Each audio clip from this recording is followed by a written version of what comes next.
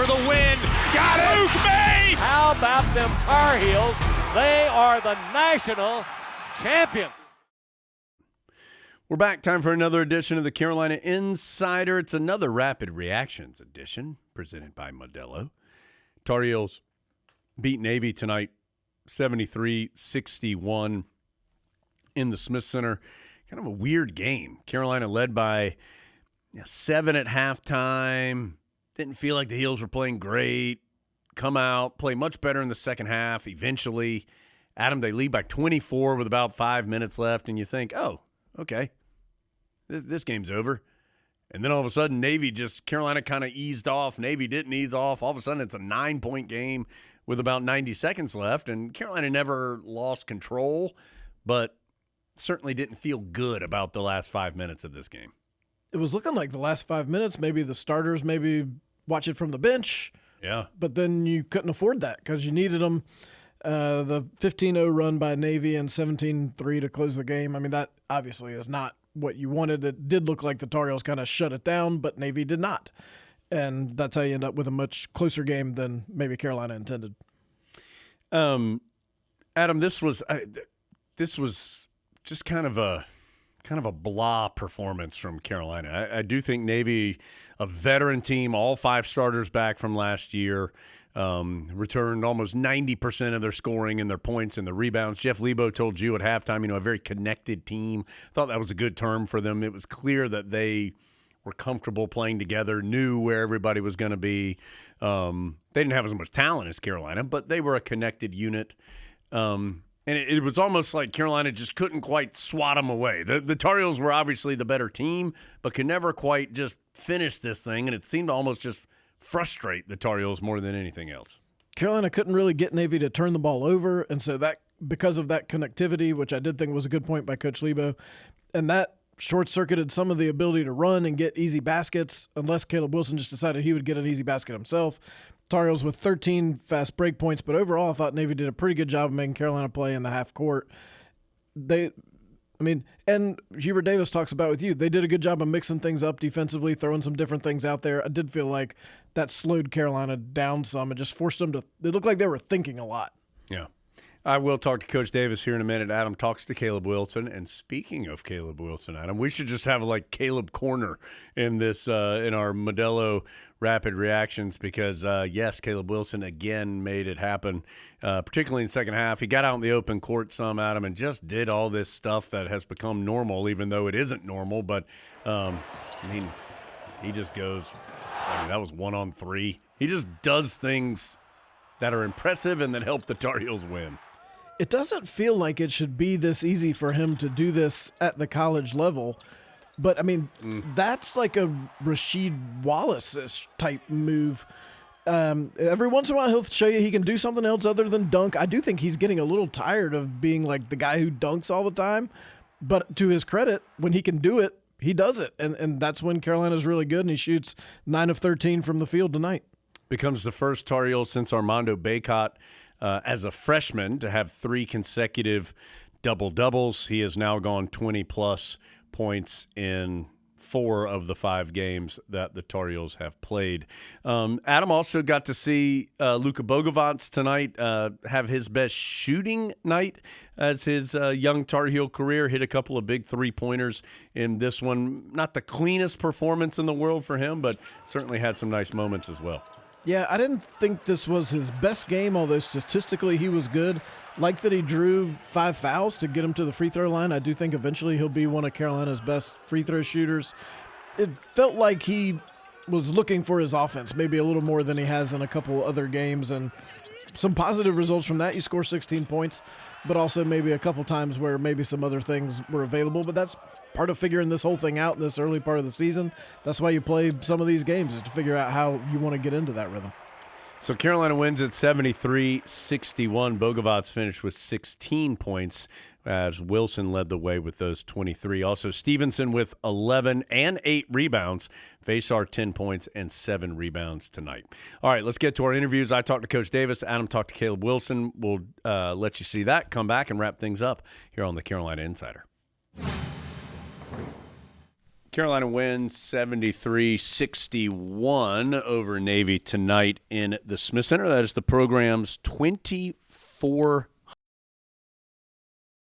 for Carolina basketball, now third program to hit that number. And I'm with the head coach of the Tar Heels, Hubert Davis. Coach, this was a game your team led the whole night. You're up by 24. It seemed like this game might be over, and then Navy made a push near the end that made it a little uncomfortable. I would think happy with a lot of this game, but maybe not those last couple of minutes. Yeah, I mean, towards the end of the game, they went on a 15-0 run, into the game 17-3 run. And so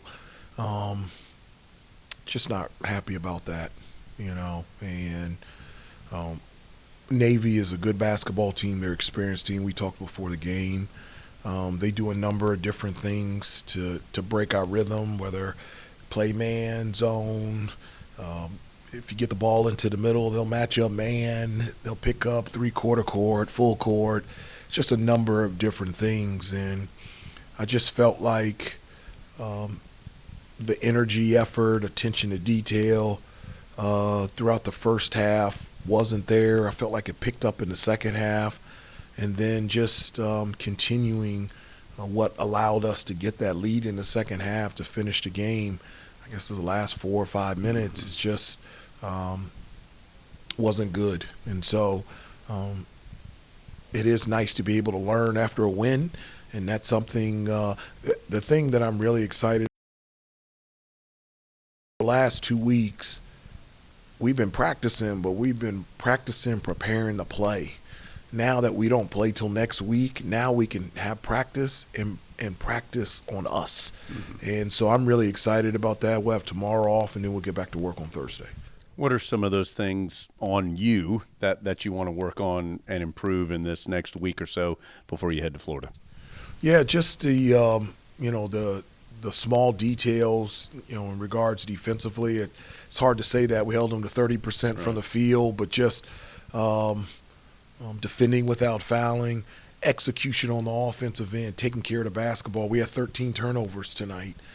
And, Navy's not a real pressing team. And so just our execution on the offensive end and just the small details defensively, but also to sustain that level over periods of time and actually continue to grow. Those are things that just initially right now I think we need to work on. We've had a couple games now without Seth, and he'll be back at some point in time, but he's going to miss some more time.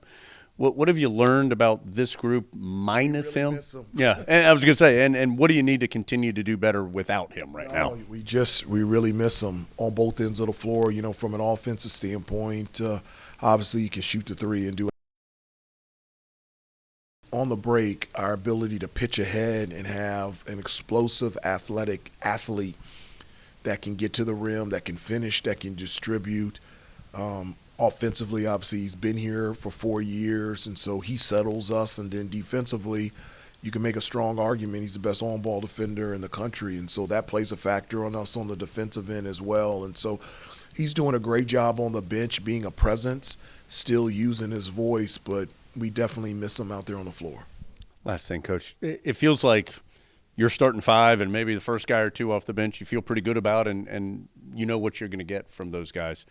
As you go a little deeper, it's been a little more inconsistent.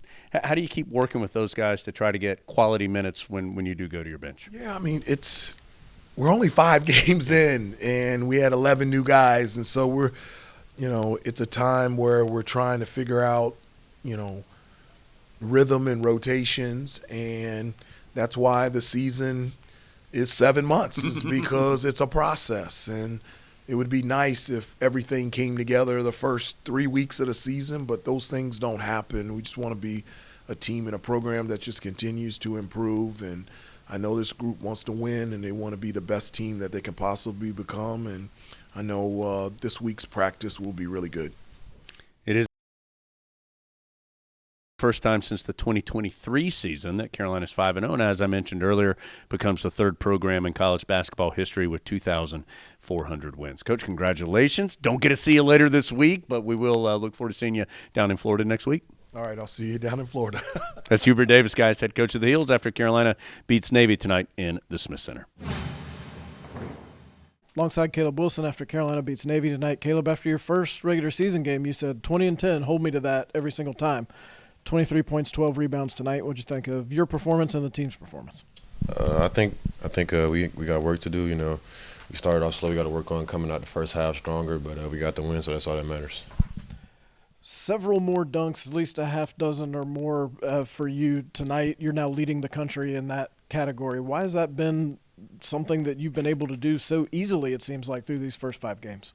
I just emphasize on making myself efficient and using my athleticism to my benefit and not settling. So that just leads to me having a lot of dunks and just making people make a decision. Second half, especially those last few minutes, not as cohesive. Navy goes on a 15-0 run. I think it ended up being 17-3. What was not happening during that stretch? Just communication defensively. And they were playing harder. They were playing like they wanted to win, and we just didn't play as hard as we could. What was the message in the locker room? The team talked for a little bit there after the game. What'd you get out there?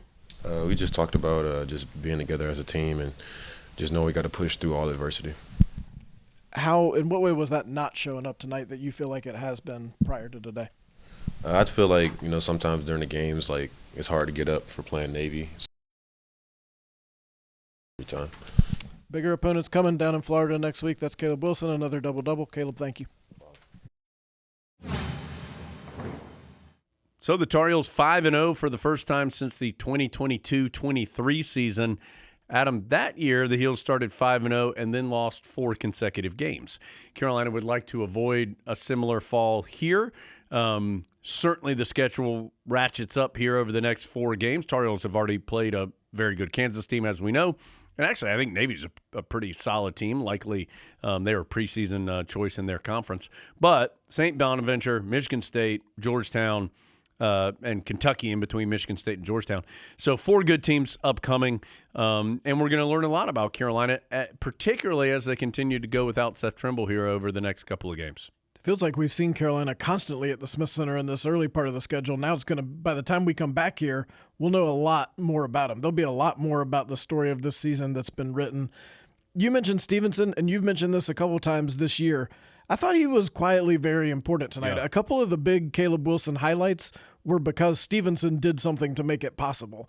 And then in the second half, Tar Heels took like 3 bad threes in a row, and he hustled to get the offensive rebound and got a dunk. And then the crowd was like, oh, there's a game? And then on the very next play, Caleb got a steal and a dunk, and then that was when the good stretch happened. Mm-hmm. He was plus 19. He played more than anybody else because he's been a guy you need on the court. If he can continue being that guy against the better competition, he only attempted 1 3. He rattled it in. If he can be that guy who contributes without even shooting or making threes, Carolina's going to be better. 4 of 6 from the field, 1 of 1 from 3, 2 of 2 at the free throw line, 11 points, 8 rebounds, an assist, and a block tonight for Jaren Stevenson. So some good minutes from him as well. So, Adam, 73-61, the final score. Again, this is a game I'm not sure that's going to necessarily tell a lot of the story of the year for the Heels, but a win nonetheless, and on the go. Yeah, I mean, the Tar Heels did what they needed to do in this 5-game stretch, and let's don't forget they did beat Kansas, which was what everyone was pointing to. They did all those things. You finished this block. Now go play the next block. Yep. That happens a week from tonight in Fort Myers, Florida, against St. Bonaventure. But for tonight, the Tar Heels do enough to get past Navy, and it is a program win, 2,400 for Carolina basketball. They become the 3rd program. Kentucky and Kansas are the other 2 to reach that number. So just another reminder of the excellence through the years of Tar Heel hoops. But for tonight, that'll do it for us here on the Carolina Insider Rapid Reactions Edition, presented by Modelo. Jordan, look at that! May for the win. Got it! Luke May! How about them Tar Heels? They are the national champions.